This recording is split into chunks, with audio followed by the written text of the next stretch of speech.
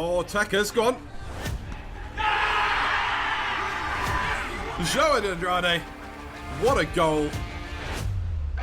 I think coming Fernando on the 6-yard line. 99th minute. 9 minutes of injury time and Gabby has won it for Stretford Paddock. Shot on goal. Oh! Wow! And that is that. Stretford Paddock, first piece of silverware. Tony Downs Memorial Trophy. Hello and welcome to a brand new season of the Stretford Paddock Fans podcast. That's right, despite not achieving most of the basic podcasting standards, we're back. So in this episode, do a bit of Paddock housekeeping, catching up on everything that's happened and not happened over the summer before looking ahead to our upcoming season in Division 1 of the Cheshire League. We've got two special guests joining us this week, but before we get onto them, as always, we're joined by Stu. Good evening, everybody. Up the Paddock. It's a brand new season. Let's go. And finally, just making his long overdue Paddock podcast debut, we're joined by Notch. Hello, people. I'm here at last. Everything is saved now. It's great to have you on, mate. In part 2, we're going to be joined by Joe Coleman, Paddock midfielder. So we'll get like a player's perspective on the new season. But first, Notch, welcome to the pod. I think most people probably have an awareness of who you are, despite not being on here before. But maybe give us a bit of a backstory about how you ended up as part of the Paddock family. I've kind of been there for, well, in terms of Paddock FC, almost from the beginning. I'd known about, I've been following Steve for a long time. I've been following the Paddock channel for a long time. So I knew all about his exploits in wanting to start up the football club and follow the journey throughout all of that. And then when they were finally putting things together and had a team, they were starting to, and then they got called into play in the Lancashire and Cheshire League, which was a big success, achievement for them at the time. They started announcing friendlies before the start of the first season, and I just decided, you know what, let's go up and have a check about what all this is about.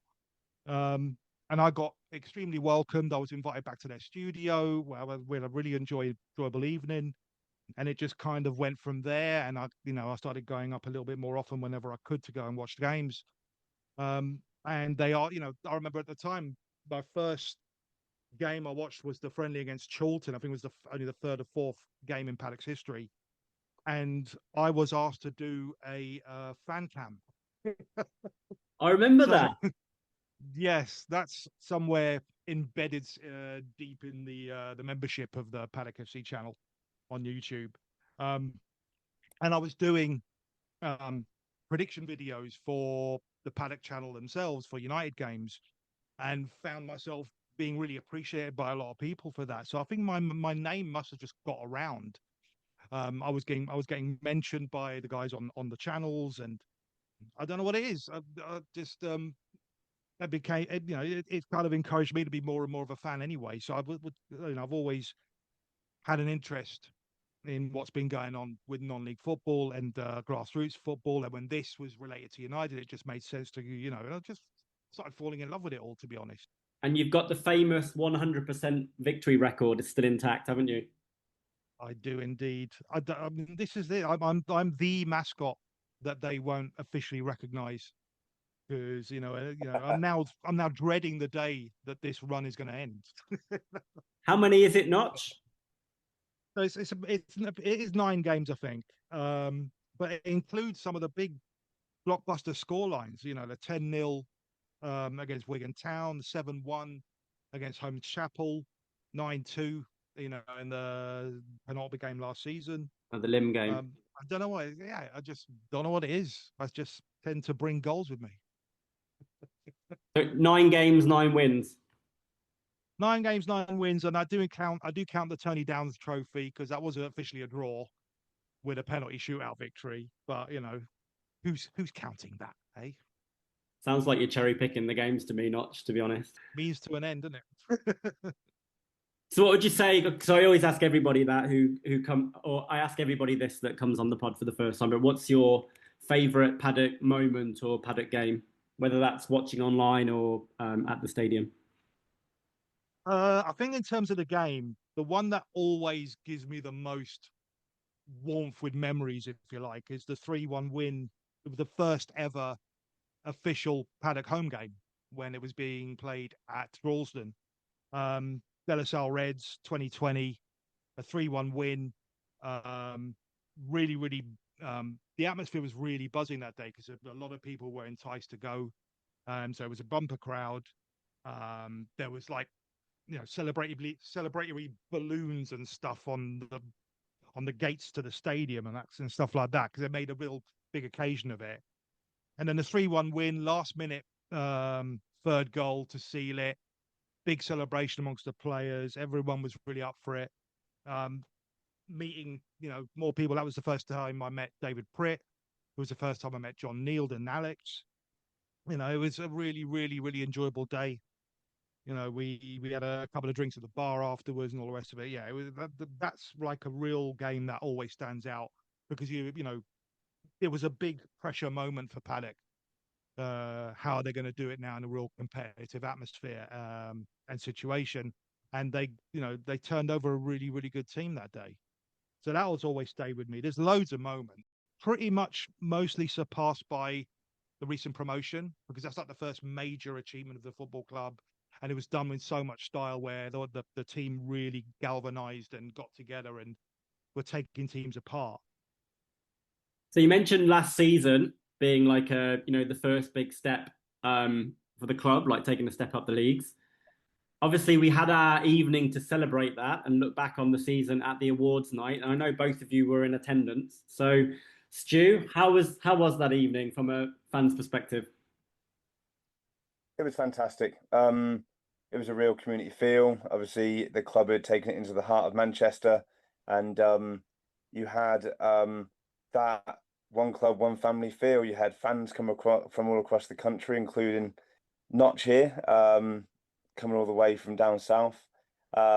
We had the youth teams all in attendance with parents and loved ones and family of everyone was dressed up and looking great for the occasion. We had sponsors, and it was just an absolutely fantastic feeling to the evening. And you could feel it from the moment that you stepped foot into the room that there was a buzz of anticipation. And Notch, you were there too. How did you find it? I was just too drunk. I don't do that very often anymore. I'm 56. I don't go on binges that much, but the way I used to. But no, it was brilliant. It was brilliant to see everybody again and meet a few new people as well. It was really well organized. Really, really liked the fact that there was, obviously there was a hell of a lot of awards given out because we now have 3 or 4 teams, and they all deserved what they what was presented because of the success of the of the under 12s and the under 16s. Absolutely brilliant. So it was tailor made for a great occasion, and also that marriage proposal. I've forgotten who it is now. Lewis and his is now wife to be. All right, yes, the marriage proposal of Lewis and his new wife. That was a touching moment. I'm still fuming that I didn't win any raffle prizes though. But anyway, I think you won something, didn't you, Stu? I won a couple of things, mate. Yeah, but there was no fix or anything. Yeah, but no, I'm surprised not. I know the Paddock put something on socials about the awards night, but there's not been a lot mentioned about the actual individual awards given out. I know that Michael won Player of the Year. Goal of the season, was that Mike Taylor against Hartford? I can't even remember. Yeah, that's correct. Yeah. Yeah. That goal of the season. There was a poll put in the Telegram group. The poll was not that clear about which goals should be voted for, and I swear the 2 best goals of the season weren't on the list of 10 goals. No. Wasn't it Mike scored that goal against Newton the Willows when he put it in the top bins? to win the game. That wasn't on there. And I think Zach's goal against Wigan wasn't on there. And for me, they were the best 2 goals. But yeah, the poll was final. But that's one thing that I absolutely love about last season is that we really saw. I noticed that the last few games we saw a more consistent lineup where you had like a midfield three of like Zach, Mike, and Joe, and then Joe, Sam, and Damani up front. I think that played into the consistency that Paddock was starting to show towards the end of the season. So I think it's no surprise that there were so many really, really good goals that could have been, that we could pick out throughout the whole season. Stu, who actually won the awards then? We know Michael won the Player of the Year. Yeah, so there was like Notch said, a plethora of awards given out on the night. So for the first team, I hope I'm not getting these the wrong way around. I think we had like Michael Olatunji got Manager's Player of the Year, the prestigious one of that everybody obviously wants to win. Other than the Players Player of the Year, Damani got that from my memory. Not tell me if I'm not speaking accurately here. You'll remember Fans more than Player of Sorry. We've got, I think, Fans Player of the Year was, I had the pleasure of being able to award that one on the night to Joe Coleman. And then some other notable ones through the night. We had young Minnie from the under-12. She got managers and parents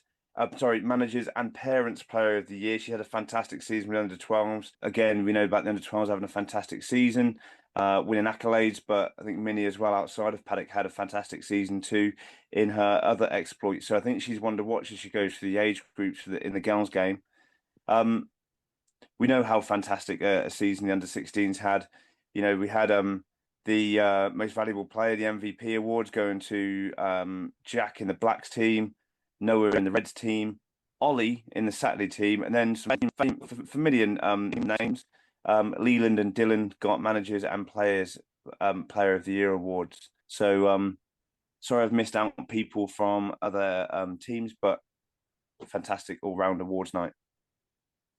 And I think the awards night was kind of like the beginning of the end of Dave Pritt, if you like. I know he's been our club secretary for 5 years. He's resigned for a new challenge, and I know that Claire somehow has found the time to step up and be secretary on top of quite literally everything else she does for the club. But do we think that could potentially impact the new season at all in that transition phase? I don't think so. I think Claire is more than capable of stepping up. She's shown that she's someone, again, that's been around for so long that she knows the ins and outs of what needs to be done at this club as much, if not more, than anybody else. So I think she can do it. It's whether the amount that she has to take on can get on top, but we'll just have to see how it goes. I'm not sure if it will impact. I don't know who's taken over with the kits, for instance. Is Claire sorting out that? But other than that, no, I think she's an absolute heroine when it comes to this football club, and I think she'll be fine. Do we think it's impacted pre-season at all? Stu, I know you've been setting up friendlies for us, so maybe that's been like a knock-on effect of the transition. Yeah, I think that's fair to say. I mean, I'll concur what Notch said. I think the club is in fantastic hands with Claire. Players know her, the club know her. She knows everything there is to do about the club anyway. It's not as though we're moving on to the unknown with Claire. And we've all seen how fantastic she is in everything that she does, and she gives everything for the club. So that won't stop now that Dave's gone and she steps up to be secretary as well. But did pre-season get affected by it? Maybe. Maybe I felt as a fan, rather than fan rep, I felt as though maybe there was some things with pre-season that might have been a bit more fluid, like the last couple of years, especially last summer.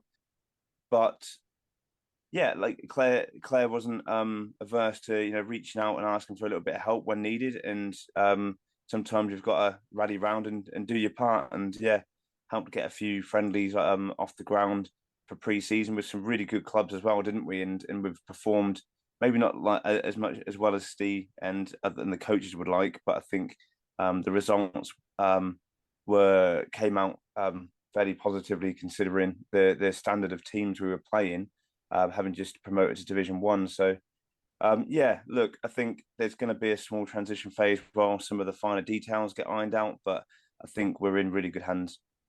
I think from my perspective, and I don't want to be too negative, but I think it is important to like call out things when they're perhaps not where they need to be. We either didn't organise things as fast as we have in previous seasons.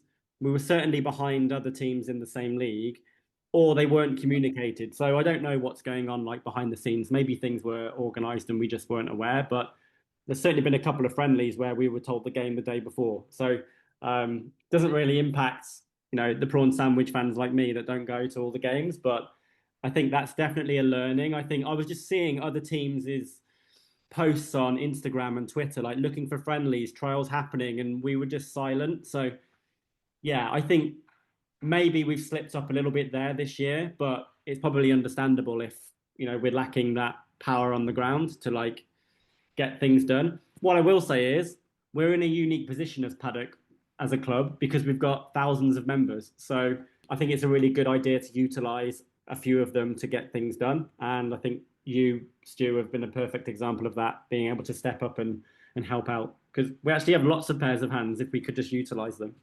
So we don't have to rely on Claire to do absolutely everything. All right, so looking ahead to the new season, we've had 3 pre-season games to get us match fit, get an idea of our best team, just to make sure that we're firing on all cylinders going into the first game of the season. Notch, maybe I'll start with you. Like, what are your thoughts on where the club are on the back of those 3 games? Well, I didn't see too much of the preseason games, but also it's a little bit vague at the moment to try and really gauge how what has been going on will have an impact on the rest of the season because it's so early. We're still in July, so there's a lot of players who are still on holiday, players who haven't been around, players to come back. So it's and also preseason games is all about trying things out, trying ideas. And I know that Steve mentioned in the previous game that some of the new boys did well, and there was a lot of they started off well, but they're playing quality teams in these friendlies. So it's cool, which is the idea. You've got to test yourselves in order to improve. Stu, what did you make of our 3 pre-season games? Always nervous going into pre-season. I don't know why, but get these pre-season nerves, especially when you're running up to things like trials and looking forward to the friendlies, and you start thinking, are we going to lose anybody? Who are we going to get in? And the trials, I don't think it's fair. I think it's fair to say weren't too fruitful at all. So then that makes you even more nervous about what we might add into the firepower of the squad. But the games rolled around. I've got some really good, fresh-looking players, strong, intelligent, know how to play their positions, and seem to have seamlessly fit straight in and shown that they can do the work that's required of them in these last few friendlies that we've had in pre-season. Like I touched on earlier on, I don't think the results went the way that we wanted to, but I think there was glimpses of exactly what to expect from us. And now that we've got that pre-season rust out of the legs, out of the lungs, I reckon the team are going to be raring to go. Who looks raring to go? I mean, Damani looks on fire straight away, and he's come back with these refreshed legs and looking like he's got this attitude, this winning attitude, ready to get more goals, get more assists. He's young and youthful and enthusiastic.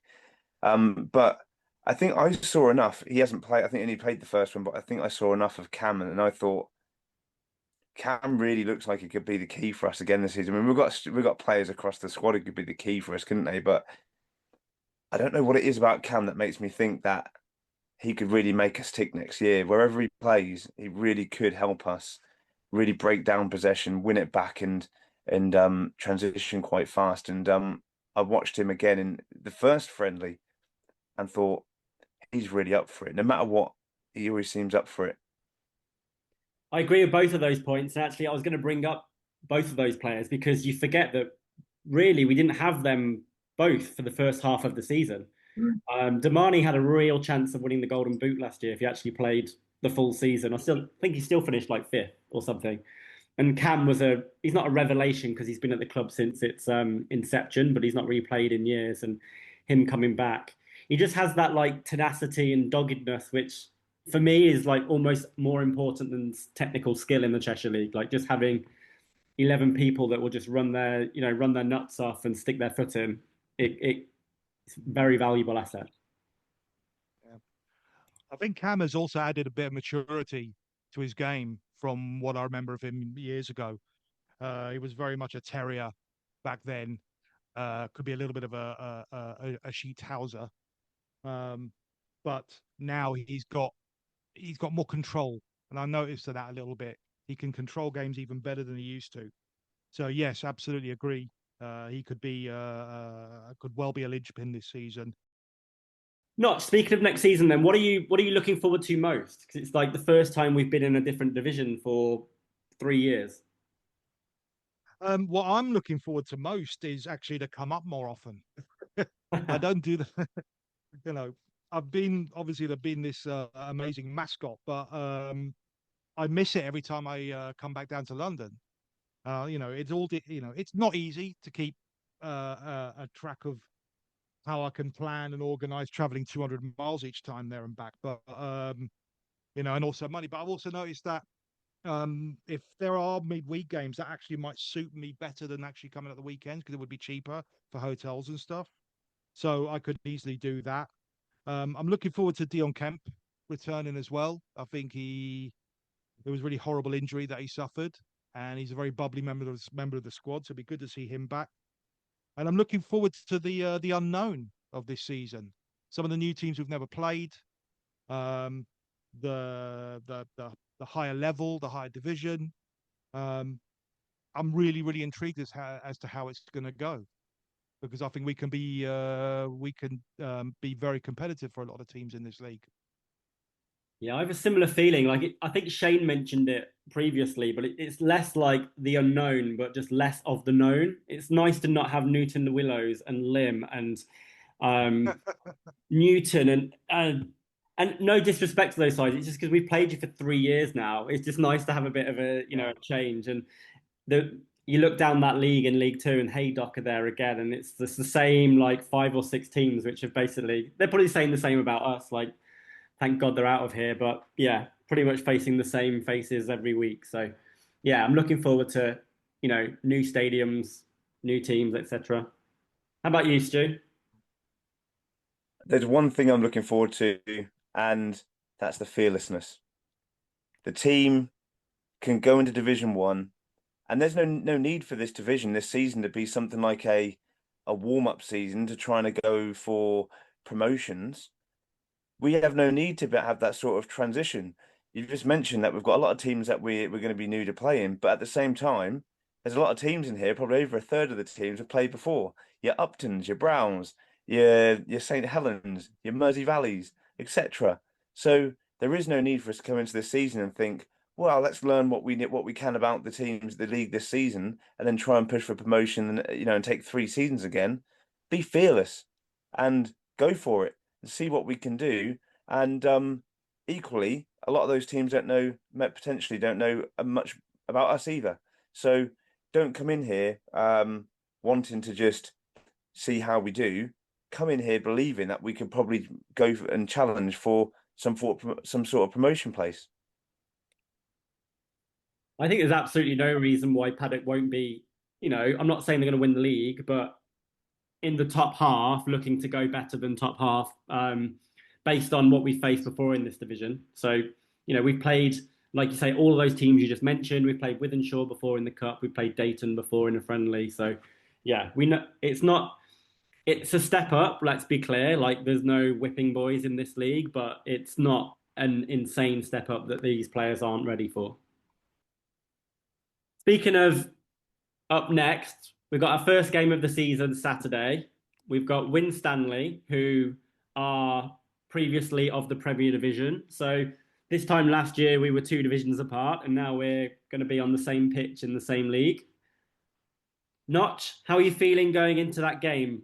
do you feel like we're ready? Do you feel like we know our best team? And do you feel like we're capable of competing against a team that were 2 divisions above us just last year? Yeah, I think, yeah, absolutely. To think we are. I'm very confident going into this. Um, I think the players. I mean, we've just mentioned with some of the players that are really raring to go on the offset this season. I think we've now instilled that level of hunger and willingness to compete together and as a team. Um, so that prepares us for any game. So when we're preparing for a team that had just been relegated, not a good period for them, they obviously will want to fight back and have something to prove. But so do we, and I think we'll be more than a match for them. Do you agree with that, Stu? Yeah. Just again, fearlessness. There's no need to fear anybody. Do our jobs, and we should have a decent season, a decent opening game is what we're talking about right now. Winstanley, had a torrid 24-25 season, couldn't really score. Ended up with something like minus 59 goal difference, having lost 22 games last season. So unless they've added some serious talent to the squad, I can't see why we need to worry about them having played in the Premier Division before. We should go out there with fearlessness and look to go out there and damn well win the game and win the game with confidence and set a marker out.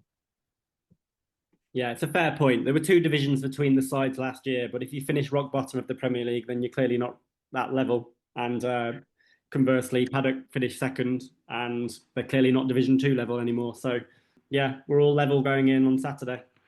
So maybe I'll ask you, Stu, this first, because I know that you've got like a good understanding of the leagues and other teams and that kind of thing. Who do you think is going to be the top 2 at the end of the season? You put me on the spot last season about whether we were going to get promoted. I hate these questions.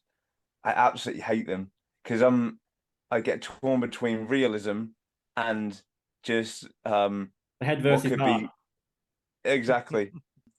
So who's going to be the top 2?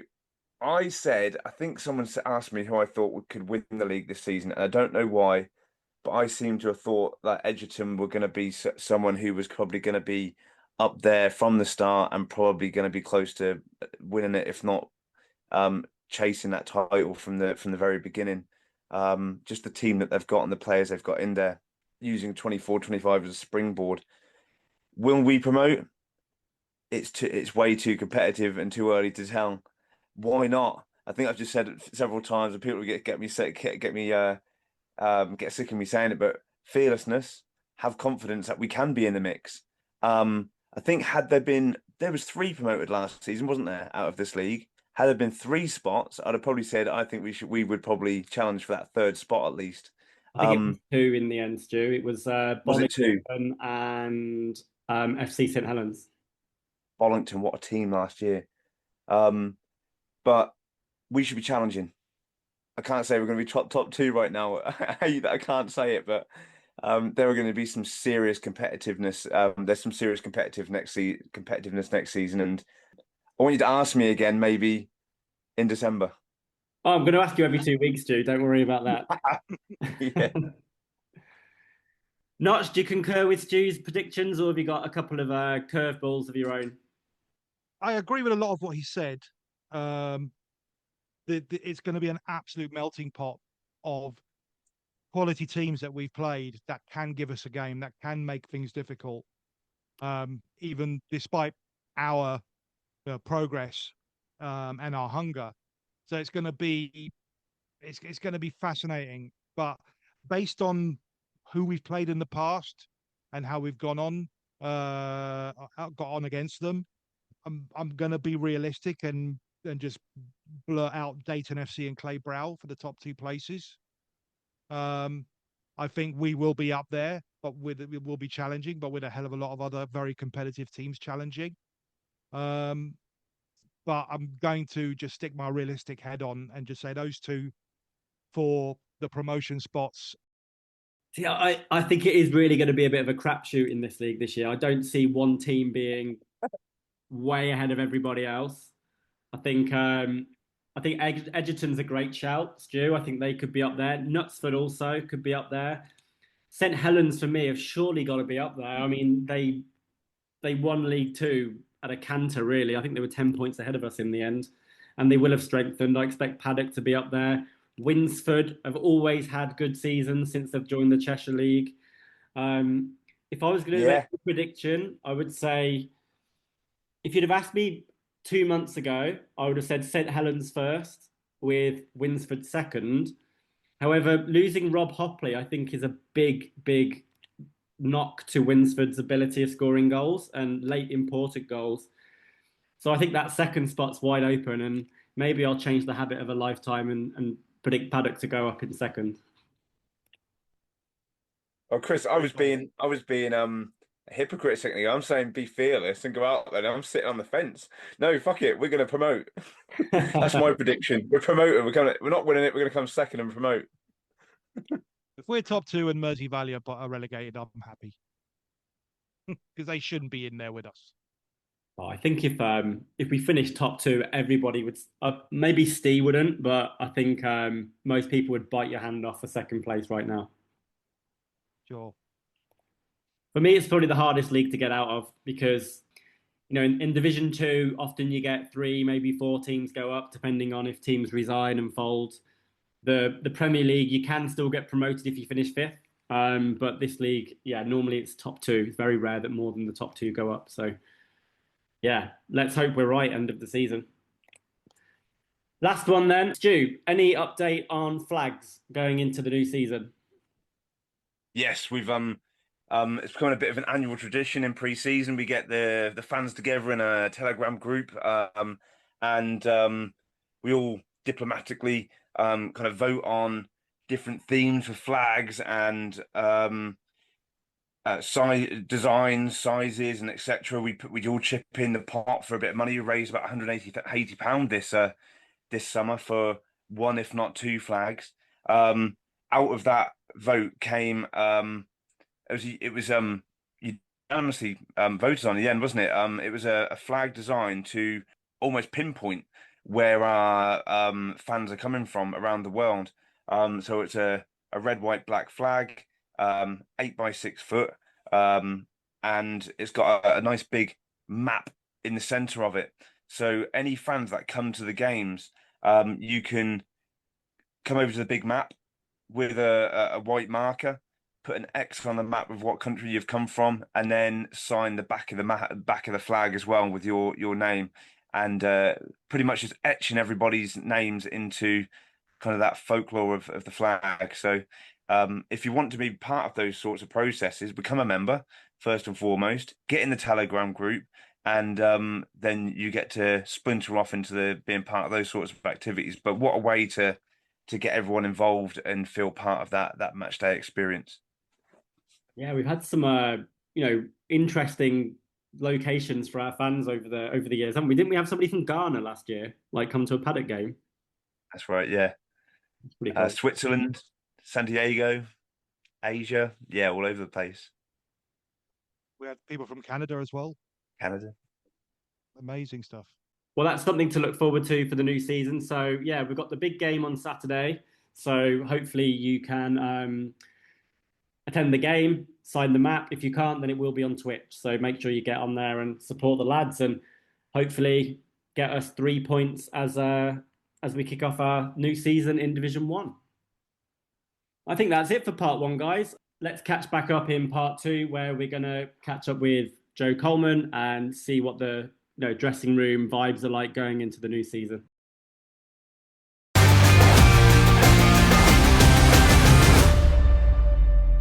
All right, welcome back to the Stretford Paddock Fans Podcast. This is part 2, and we're happy to welcome to the pod midfielder Joe Coleman.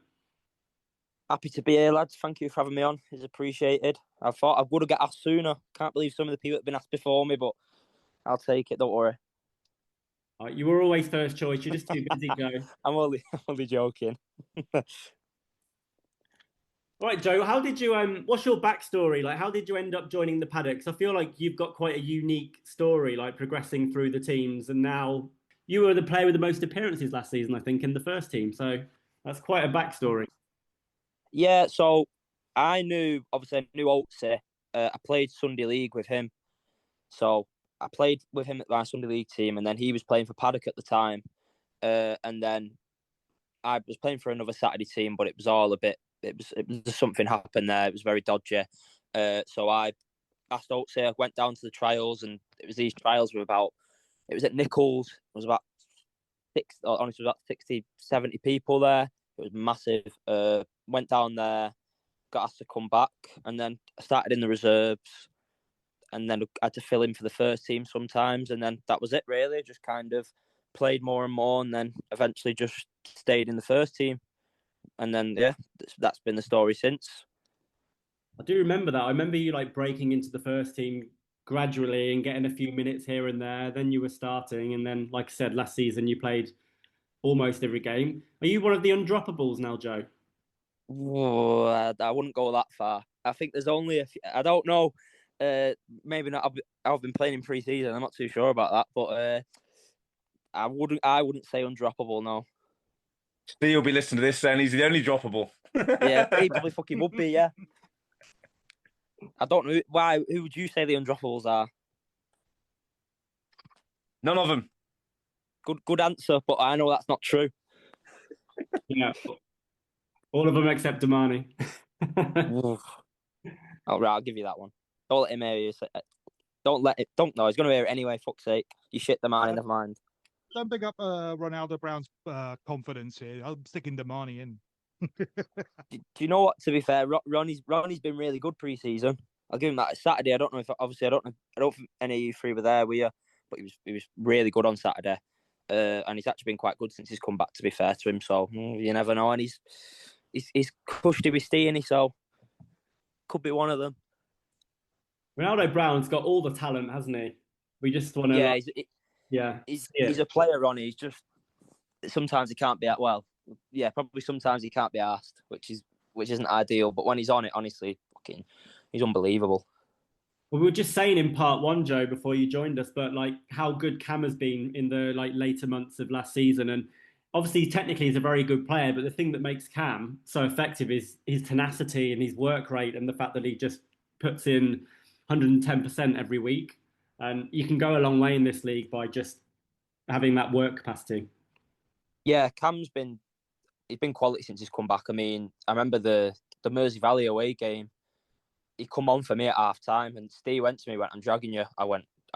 Thank you. Honestly, I was awful.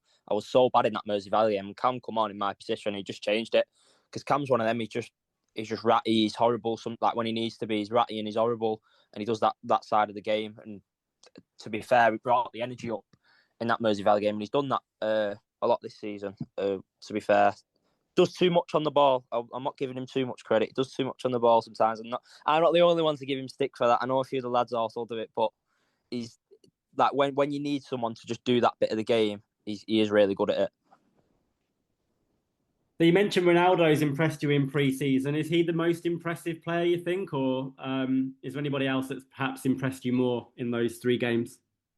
We've had a few new lads that obviously I don't know. I imagine you'll probably know. We've had Luke. Luke's been playing. So Luke was part of the Sunday League team that me, Zach, Oatsy, Sam Pratt played for. He played for them, but he hadn't been playing much for them this season. So he was part of the group, but he weren't really playing.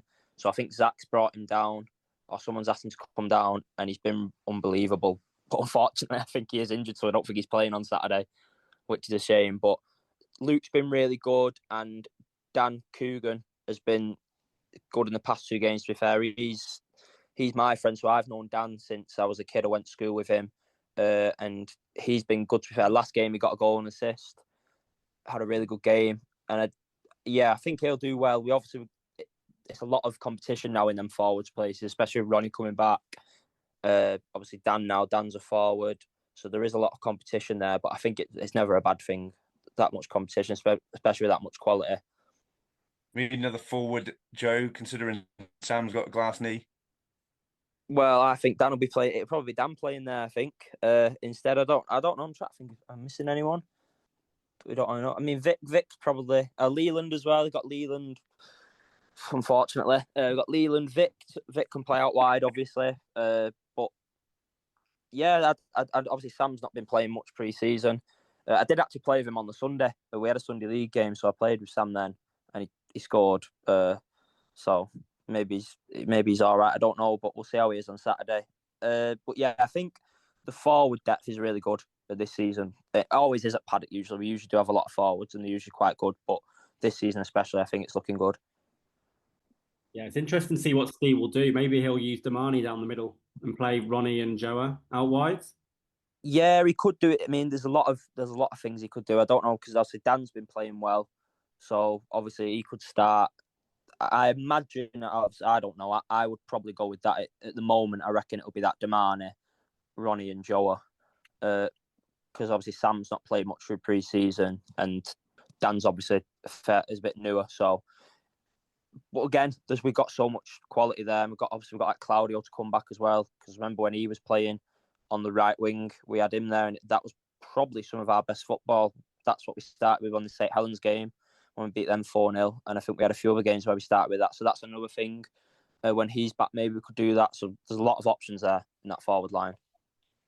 I was going to ask about Claudio and also some of the new guys such as Brian Soffler and Dylan. Do you see a lot of promise in these guys? Yeah, they are good. Like Dylan, I was to start with Dylan. He's the youngest of the lot. He's a good player. Dylan, obviously, he will benefit a lot from the men's football. And I've said because I know a few of them. Obviously, our 16s or 17s now, sorry, has changed slightly from last year. A lot of them have left on a Sunday. So they used to play on a Sunday. That's where they won the County Cup. So quite a few of them have left on a Sunday, but there's still a few sticking around to play with the first team, which is good. And I said that to him. I went, if you're going to leave to go to a new club, you need to leave and make sure you play men's football, really, because you're good enough to do it and you'll get more out of playing it at this stage in your career or at this stage in your life. So I think Dylan's sticking around on a Saturday, which is good. And obviously Bry as well. Bry's, I don't know if Bry's there sometimes and he's not. I think he's on holiday a lot, to be fair to him. Bry's good. Again, if he can be asked, he's a bit better. But and who was the other one? Sorry, Notch.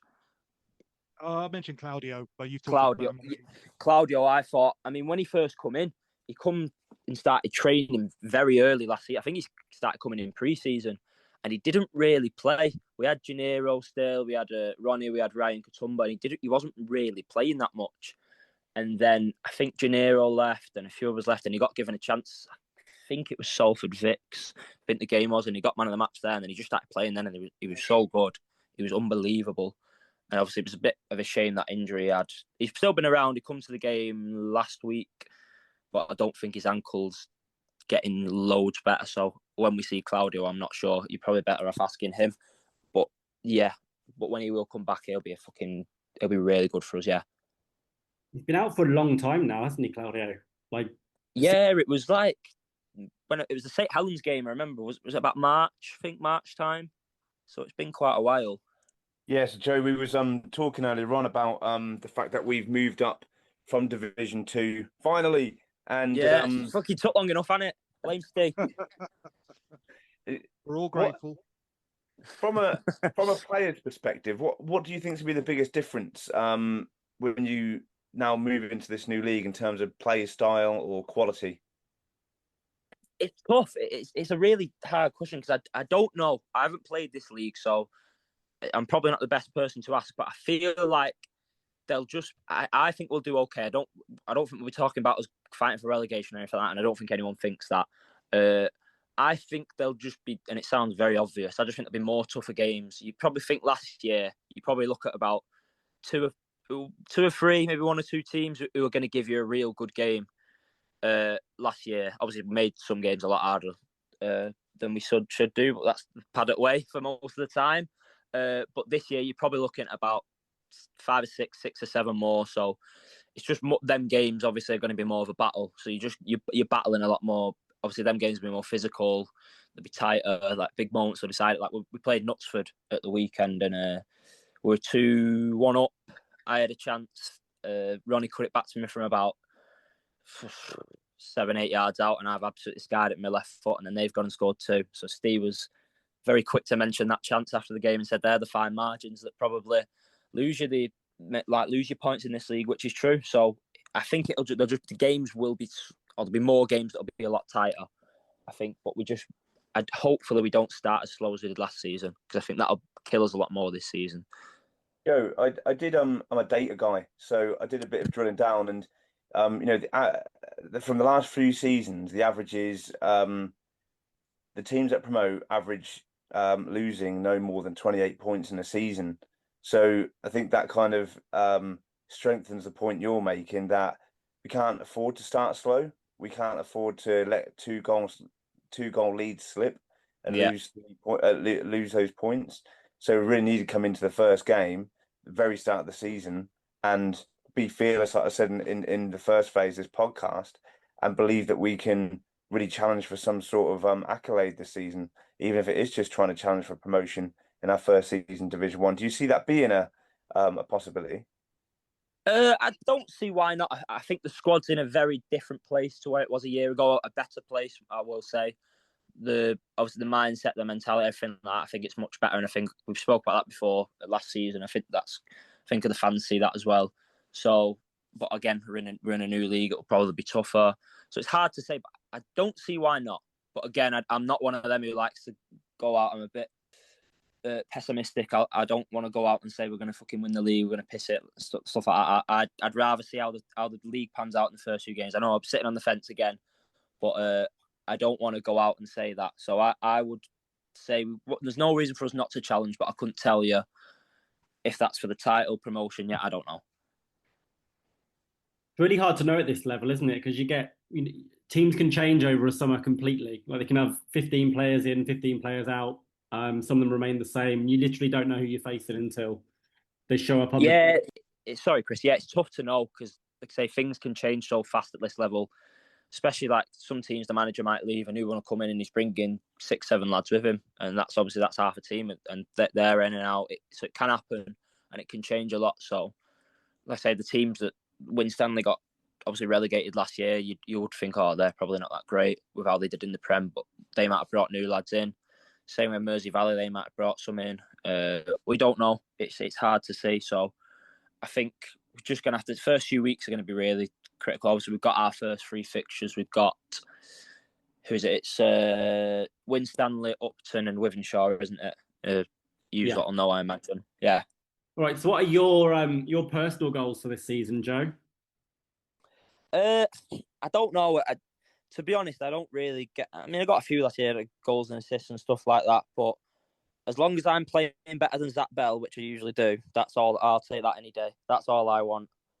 But no, as long as the team... Again, a fucking boring answer, but as long as the team's winning, that's all I'm fussed about. I go around kicking people most of the time, so that's my goal. Just don't get sent off. Don't get sent off any time this season. I'll take that. Your goal is to get away with lumping people. Exactly. Yes. That's a better way of putting it. Yeah. All right. Last question from the fans, then, Joe, and then we'll go on to some member questions which people have sent in. But I wanted to get your predictions for the team for this upcoming 25-26 season. So, which player is going to end up the Paddock top scorer? Which player is going to have the most yellow cards, and which player will make the most appearances? And you can include yourself in that. In all of them 3, actually. Well, I don't think I'll be up for all 3. I think everyone fucking knows that.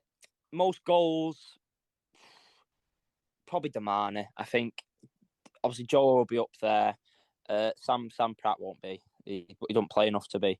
But I would say probably Damani. I think he's only played the past 2 pre-season games. He's looked good in them. I think he's probably back to full fitness now. Because I played 7-a-side with Damani as well, and he come back from Egypt and he played the first game back from it, and he was absolutely knackered. He was feeling it really bad, and he was feeling it training the other day. But I think he's all good now. I'll go Damani, which I imagine Joe will be very happy with me saying. But no, I'm going to say Damani for top goal scorer. Most yellow cards.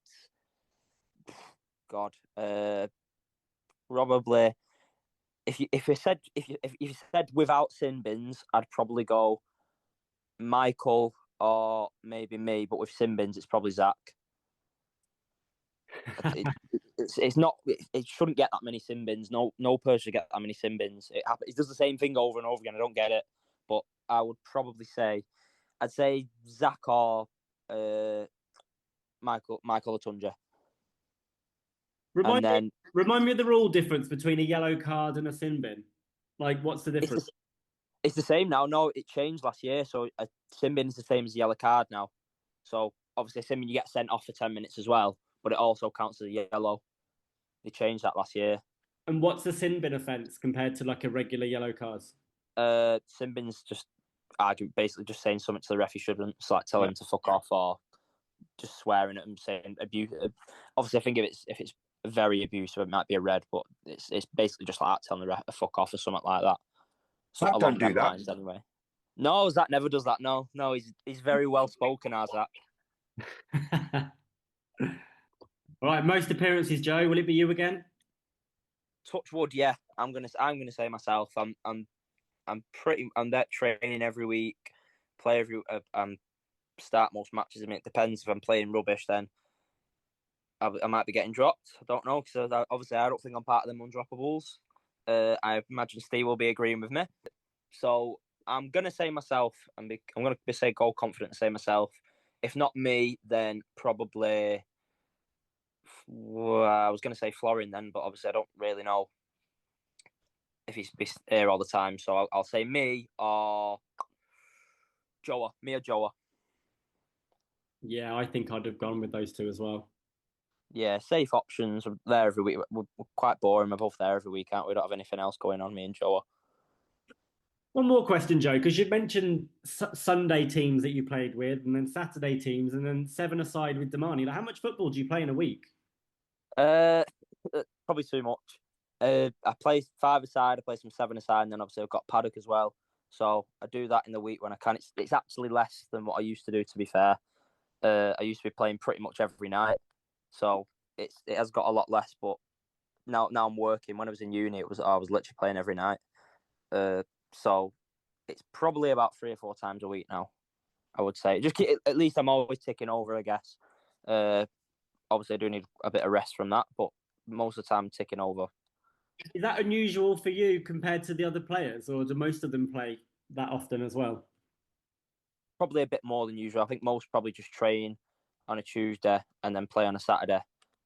Maybe a few do Sunday league as well, but I think most are probably just Tuesday, Saturday. But then again, we've got a lot of old boys in our team, so I don't think the bodies are hacking it. Like Mike Taylor plays on a Sunday somehow. Don't know how he does it. He just about plays on a Saturday. So I don't know how he's coping with that. Zach plays on a Saturday, Sunday as well, which is, I don't know how he does it at his age. I think Zach's about 36, 37. So don't know how he's doing that. It's when the lads have things like college and university leagues as well, isn't it? And they're playing midweek as well. Yeah, so a lot of the 17s now probably play quite a bit. I know Kiefer and Junior do quite a lot outside, and I think quite a few of them are going like football colleges. I know Noah is, because the 21s played the colleges he's going to the other day, actually.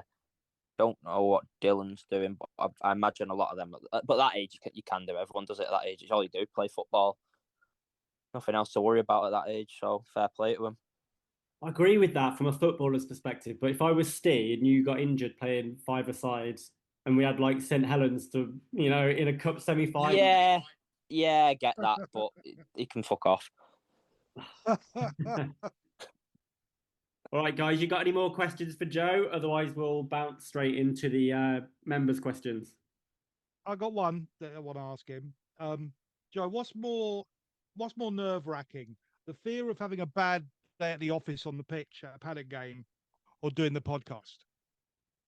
Oh God, I mean, I'll get stick from the team either way. So, I'd probably say the podcast. Yeah, I'll say the podcast. Fuck it, I've said it now. All right, we'll move on to some members' questions then. So people have been either contacting us through the Telegram group or the Instagram account. So, question for you, Joe. Yeah. Who's the best player you've ever played with or against while you've been at Paddock? while at Paddock, so against, I was thinking about, obviously, you sent me the questions, and then I was thinking about it, and then it sprung into my mind. We played that Stephen Island's team, and I completely forgot about it. And obviously, they had like, what was that? Cisse was playing, Stephen Island, Danny Simpson. I was like, we can't really not say them. So them, and then they had another lad play for them as well. I can't remember his name. I don't. He weren't like a former Premier League player or anything. I think he was a winger, and he absolutely fucking killed us. I think he scored a hat trick as well. He was really good. But in terms of like the league, who I've played for like a competitive game, it's a weird one. I remember we mentioned it on the channel podcast as well. There was a midfielder for Wigan, and we played him at their place, and it was me, Mike Taylor, and Zach in midfield, and he was absolutely fucking skinning us. He got me on a yellow after about 10 minutes, and then he went off injured. Went off injured, thankfully, and I looked at Mike, and I started just like fucking wiping my head. I was like, thank God he's off, otherwise I would have been fucked. He was quite good, and then I don't know. It's hard to say. I think at our level, you probably don't get loads that are majorly good, because if they were that good, then they would have been playing here, I guess. But I'd say that's against, and then with God, that's hard. Try to think of Paddock players we've had.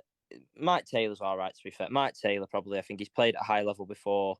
He'll love that when he hears that as well, because I don't know. Stu, were you at the awards night? Yeah. Yeah. Do you remember? I don't know if you met my mum. My mum said Mike Taylor's a favourite player. So Yeah. I'm sure he'll love that one as well. So I'll say Mike's been really good. And I like playing Mike as midfield as well, because we both say it. A lot of the time we just play on 1 and 2, and we just bounce past to each other and just keep it easy. And I think Mike does that a lot. And then obviously when he gets near the box, he scores some all right goals, I guess. They're not too bad. So I'll say Mike for Paddock, unfortunately. And then away from Paddock, there's probably that Cisse, or not C. It weren't Cisse, sorry. It was Niasse. Even then, he was still the one who used to play for Everton. Yeah. But again, even then, he fucking saw us a new one. So I'd say them, yeah. All right, next question then from Savaze. And he asked, which opponents are you the most excited to face this season? 100% Mersey Valley. I've got a few mates that play for Mersey Valley, and whenever I've played, I think that's the only time. No, sorry. So that time I started last time, and then I started another time, and both times I got brought off early because I've been playing shit against them. So I'm looking forward to playing them again and not playing a shit, hopefully. And obviously, when you beat your mates and you're playing against them, and obviously it's a rivalry anyway against Mersey Valley, so that'll be a good game. And I think obviously that game last year was unbelievable. After that, I think, because obviously it was make or break, really, wasn't it? If we lost that, then we probably weren't going up. Obviously, now it was third place, but we didn't know at the time. So yeah, I'd say Mersey Valley, and obviously there's a few other teams that have got quite good setups. Actually, Knutsford had a really good setup, and like the Style there, who've got a decent setup. Edgerton, so it'd be good going to teams that have actually got their own places instead of like maybe going to like you play a lot of like schools and like leisure centres and stuff like that last year. So hopefully, any teams that have got their own setup, really, that's always nice. I don't know if Cheadle Heath Nomads reserves play at their home, play at the same stadium as their first team, but they have a really good like non-league setup there as well. So hopefully get to go to that one. Yeah, Withenshaw as well. Obviously, we had that game with them last year and all that. So I don't know if that'll have a bit of needle to it, actually, if there's a lot of the same players considering what happened. But that'll be another nice one. Obviously, we're playing quite early on. Yeah, they've got a good setup. I think we'd play at Cheadle's place. I imagine we would. And then Congleton as well. Obviously, I think they might play at the first team's place as well. So again, like I say, there's a lot of teams with good setups. So it should be good. All right, and we've had a question in from the Paddock Blacks team, and they said, how many goals and assists are you getting for us this season? If I can I'll be happy with double figures combined. So if that's over that, so 5 goals, 6 assists, whatever like that. 10 goals is probably a bit of a stretch for me. But I'd say if I can get double figures both, I'd be very happy. And if I can get below 10 yellow cards, I'll take that as well. All right, then another question, this time from your good friend Dion. So he's asked what your free kick success rate is. I can't really say anything to us because my last few have been absolutely fucking dire. I mean, the one I took against Ashton was, I think it was Ashton. Yeah, it was Ashton. It worked Flixon. It was awful. I am actually surprisingly, you probably won't know, I'm actually not a bad free kick taker. I think I'm a good free kick taker. Me and Omar practice them a lot, and a few of the lads after training. Not very well at the moment, obviously, but my success rate is probably about 2-3%. I reckon. Even that's probably being kind. But he can't say. Actually, he can't. Sorry to cut in. I always say this to him. Before he obviously got injured, he always used to take free kicks of us. And I remember the first time I first met Dion when he played for Paddock in the reserves, and when I was in the reserves, and we used to stay behind, do training then, and he wouldn't get one off the fucking floor. He'd literally p-roll every single free kick, and he gives me shit. That's why he gives me shit for it. So every time he does that, I go, you're either it's either not getting off the floor, or it's going over the bar, and every time it was one of them two. So if there's anyone who can't give me stick for him, it's him. It sounds like he's got a complex asking that question then. You said it, not me. I was going to say, Joe has got a knack of being 25, 30 yards out on the corner of the box somewhere, out on the wing, and being able to drive in that flat ball for the headers and stuff to go in. So that was a good weapon in our arsenal last season.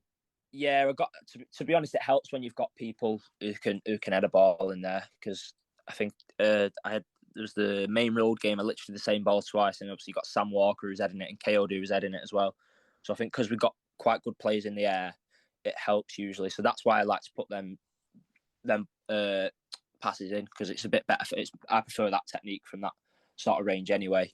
But probably could change it up sometimes. But yeah, and on Dion as well. Sorry, he's better. He's not got his brace on anymore, so that's good on him. I think he's driving now and he's working, because I know he was sat at home for ages and he was bored out of his head. Because I went to watch the Europa League final at his actually.